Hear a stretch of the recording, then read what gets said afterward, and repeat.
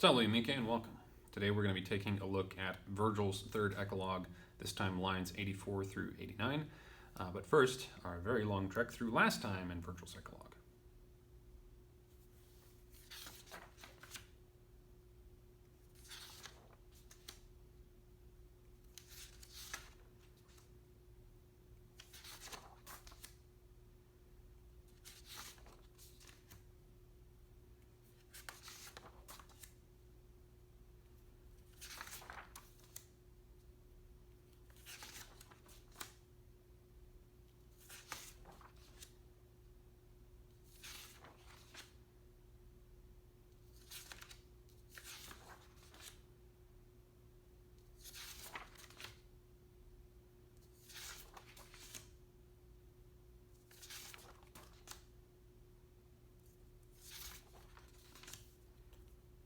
Here's our rubric. Let's get started.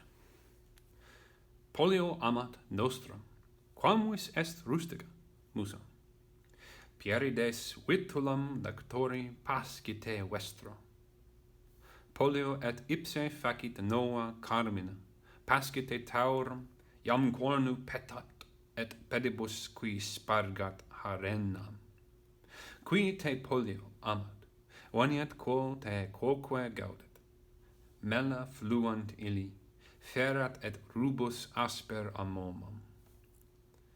And now we enter a new section where we are introduced to this guy named Polio, but Polio, unlike everybody else that's appeared so far, is not a character or a stand-in for a famous historical figure. Instead, Polio is a man who was alive at the time of the writing and for whom this Eclogue was probably written. So polio, though I think the O is normally not pronounced, if I understood the green and yellow correctly. So it's not related to the disease. So Poli, to start off with his name, I have 4 possibilities that are related to it. And it's hard to tell. And one of them, we don't know what it means, so yay. But that one's the one that his name is probably related to. So we'll start with that one. Option number 1, before explaining who he is, polio, polire, unknown meaning. All we have are the forms. I don't know where it appears, so I can't really look up context to see if I can figure that out. Apologies. Next option is polis, pollinus, this is pollen. So pretty close possible connection there. And then our next one is another verb, poleo, and it means to be powerful or strong.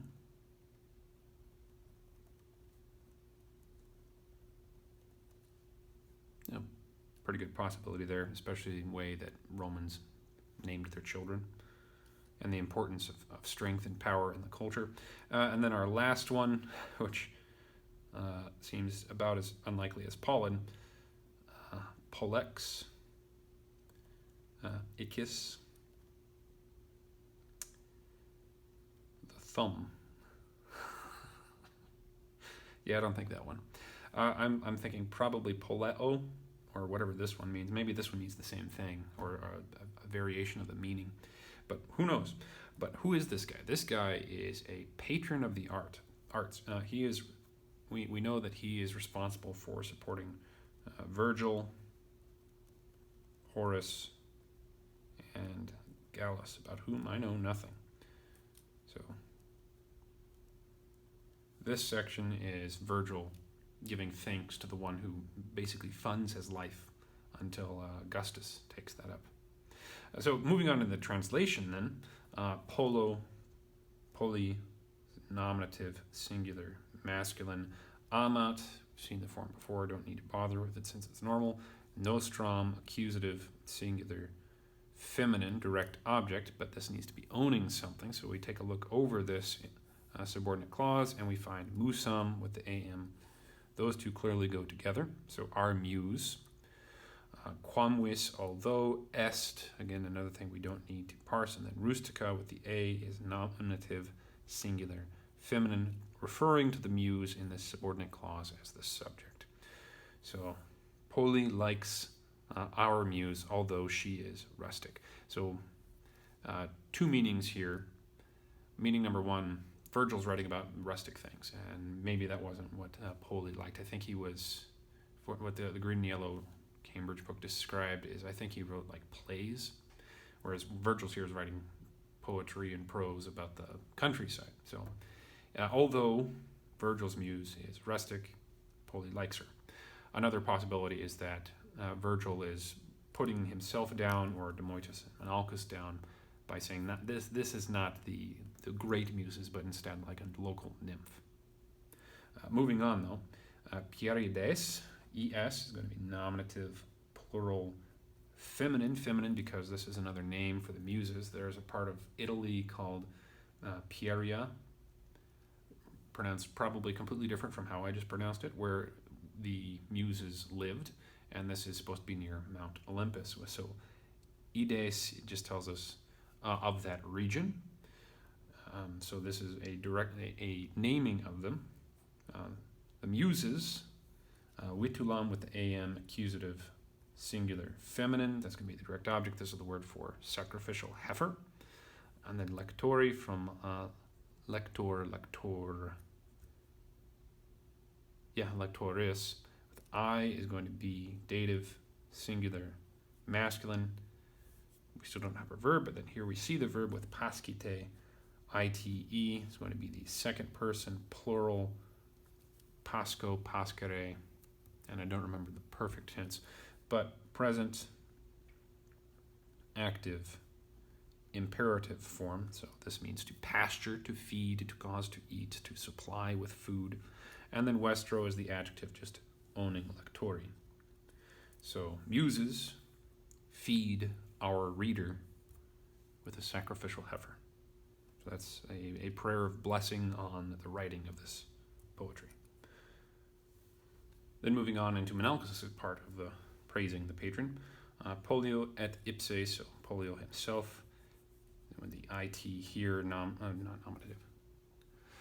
We don't need to parse it. Common on a form third person singular. And then the direct object is going to be nova carmina. Carmen we know is neuter, so that's going to be accusative, plural, neuter as the thing made by Polio. So he's writing his own poetry. And then pascite, same verb, so we don't need to parse it again. And then taurum as the direct object of the verb. Though in this case it might not be, because of what happens next, it might not be feed him, this bullock, accusative, singular, masculine, but instead feed the bullock, because jam cornu, now cornu, cornus, this is going to be neuter, a fourth declension noun, with petat, this peto, petere. The A tells us that this is going to be a subjunctive, so third person singular because of the T, present stem, active, subjunctive. And the green and yellow suggests this is like a hortatory or a jussive let seek. So cornu could be the nominative singular, makes sense, or it could be that we're supposed to assume the bull again. So in which case cornu would be ablative, so the bull seek with horn, and then also pedibus with feet. It's going to be ablative, plural, masculine. So I think since this is ablative and we've got a conjunction right there, you want to connect two of the same type of thing together. So cornu should also be ablative. But seek who? Well, seek what? Who spargat with the AT. This is from spargo, spargare. So the A is going to make it subjunctive as well, like this previous one. Qui is going to be nominative, singular, masculine, because that is singular. And then harenum, note that the H is optional. Could also just be arenum. AM, accusative, singular, feminine. And this means sand, and spargat means to scatter, to strew. So then why do we want horn and feet to seek after this? Well, because casting sand, casting mud, really on Vergil's work or on his work. And then finally into our last qui te, so who you, Poli, amat, accusative, singular, common as the object of amat. Veniat with the a, this is the io verb, venio, venire, fourth conjugation. A is going to be subjunctive again, as the previous ones we've seen. So I'm again just going to pull that down. This one's going to be another hortatory, another jussive. I'm sorry, I forgot to put that other may scatter. Quo, adverbial, to where you, So, I don't know why te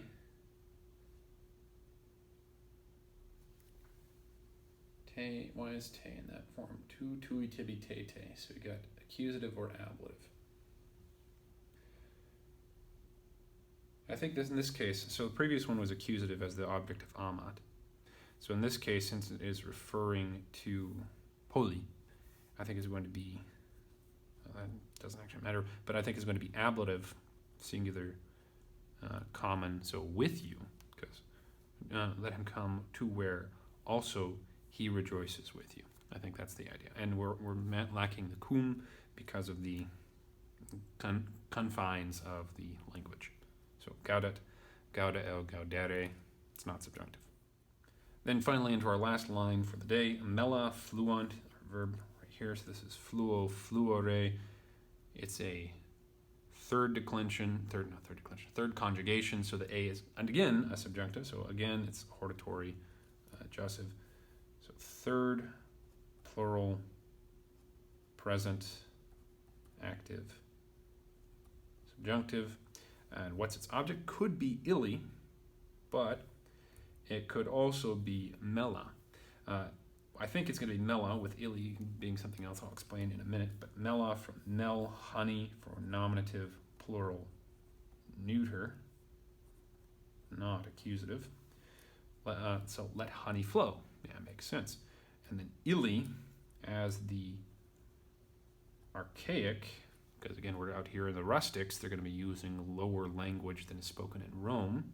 It's the archaic form of illic, there. So let honey flow there in that place, over yonder, if you will.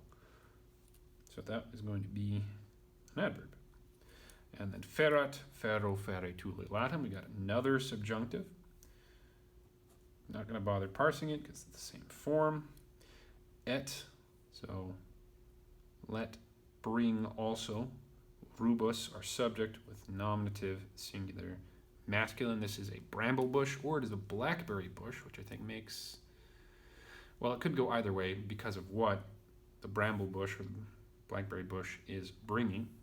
Osper, note that there's no change in the end there, so it's going to be modifying rubus, also nominative, singular, masculine. This is cruel, rough, or bitter. What is it bringing? Well, it's bringing a momum, accusative, singular, neuter, and a momum is a cardamom shrub. So cardamom is not native to Italy. Instead, it's something that they had to import. So it's a really great thing to have around as a spice if you just find it in the wild.